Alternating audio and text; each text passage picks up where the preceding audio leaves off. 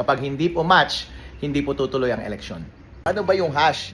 Yung hash po ay yung unique representation na algorithmic ng source code na nasa loob ng makina.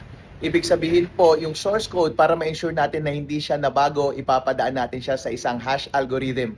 At yung lalabas po ay isang string ng garbled letters and numbers.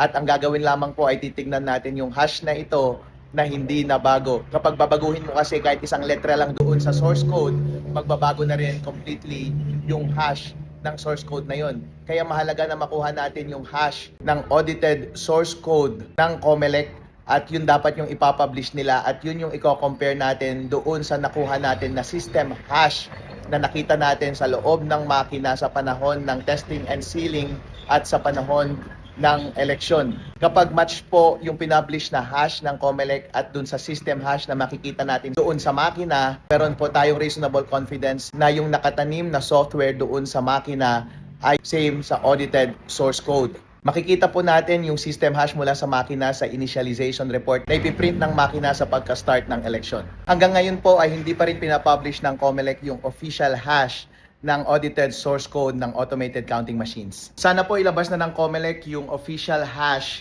ng audited source code para maikumpara na namin yung nakita namin na hash doon sa makina nung final testing and sealing day at maikukumpara rin namin yung makikita namin na hash mula sa makina sa election day. Para kapag match po, makukuha po natin yung reasonable confidence. Kapag hindi po match, hindi po tutuloy ang eleksyon.